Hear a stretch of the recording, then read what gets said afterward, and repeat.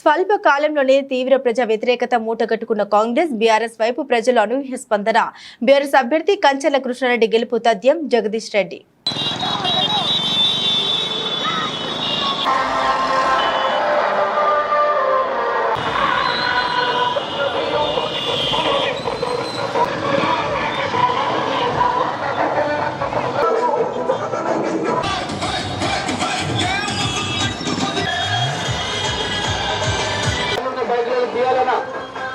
Tea stall కాడ ఆపిన వాళ్ళందరూ బైకులు తీయాలి. టీ స్టాల్ కాడ ఆపిన బైకులు కూడా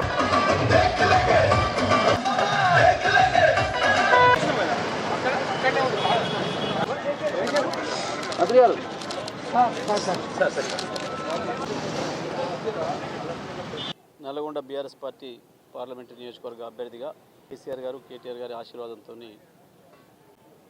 అవకాశం పొందిన కంచెల కృష్ణారెడ్డి గారు నామినేషన్ వేయటం జరిగింది. ప్రజల్లో వస్తున్న స్పందన చూస్తే బీఆర్ఎస్ పార్టీ అభ్యర్థి గెలుపు ఖాయమనే విషయం అర్థమవుతూ ఉంది. ఇవాళ తెలంగాణలో వచ్చిన కాంగ్రెస్ ప్రభుత్వం విఫలం అయింది అని ప్రజలు భావించడానికి 100 రోజులు కూడా పట్టలేదు. 100 రోజుల్లోనే ఈ ప్రభుత్వం పనికిమాలిన ప్రభుత్వం అని, ఇది మోసపూరిత ప్రభుత్వం అని, ఇచ్చిన హామీలు నెరవేర్చే ఉద్దేశం వీళ్ళకి లేదని, పూటకొక మాట మార్చే పార్టీ ప్రభుత్వం అని ప్రజలకు స్పష్టంగా అర్థమైంది.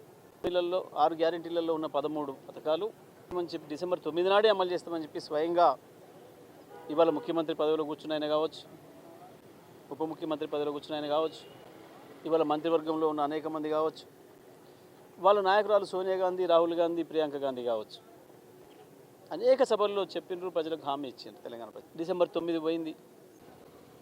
రుణమాఫీ 9వ తారీఖు చేస్తున్నమాట అలా ఉంది. జనవరి 1 అన్నాడు, ఆ తర్వాత ఫిబ్రవరి అన్నారు, మార్చి అన్నాడు. అర్థమైపోయింది ప్రజలకు. రాష్ట్రంలో ఉన్న రైతు బంధు కేసీఆర్ గారు ఎవరికి ఇచ్చినారో వాళ్ళందరికీ కనుక రైతు బంధు వచ్చిందని కనుక వెంకటరెడ్డి నిరూపిస్తే నేను మా అభ్యర్థిని విత్డ్రా చేస్తాను. దమ్ముందా నిలబడతాడా వెంకటరెడ్డి? లేదంటే మీ అభ్యర్థిని ఉపసంహరించుకొని చెంపలేసుకోవాలి. మీరు రైతు బంధు అందరికీ వేసినామని చెప్తున్న అబద్ధం ఏదైతుందో అది నిజమని నేను నిరూపిస్తా, నువ్వు మీ అభ్యర్థిని పక్కా తప్పిస్తావా, చెంపలేసుకుంటావా? వెంకటరెడ్డి రావాలి. 100 రోజుల్లోనే 200 మంది రైతులను పొట్టన పెట్టుకున్న కాంగ్రెస్ పార్టీకి ఓట్లు అడిగే అర్హత ఉందా? ప్రత్యేకించి నల్గొండ జిల్లాలో, ఉమ్మడి నల్గొండ జిల్లాలో, నల్గొండ నియోజకవర్గంలో 2 మంత్రులు నుండి 3.5 లక్షల ఎకరాలు ఎండబెట్టినందుకు వేయాలా మీకు ఓట్లు? ఎవరెవరినో చెప్పులతో కొడతాం ఇదేని మాట్లాడుతున్నారు.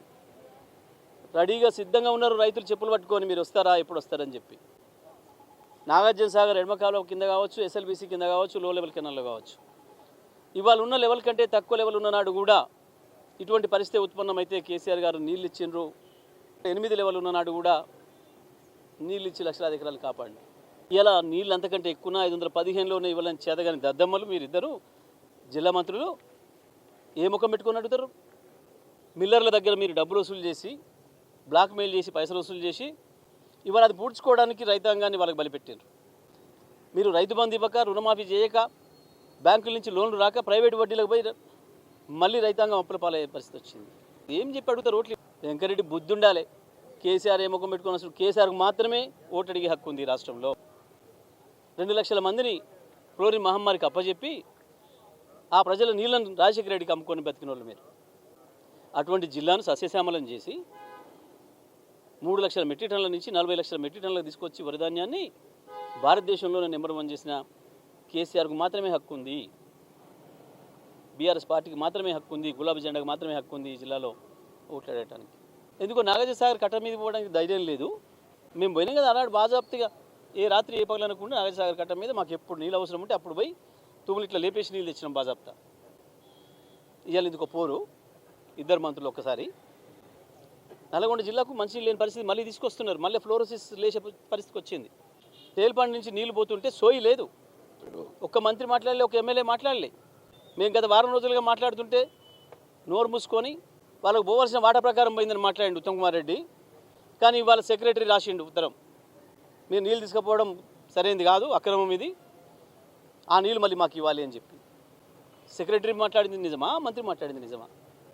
ఇంత సోయి లేకుంటున్నారు. తెలంగాణ హక్కుల పట్ల సోయి లేకుండా ఉన్నారు.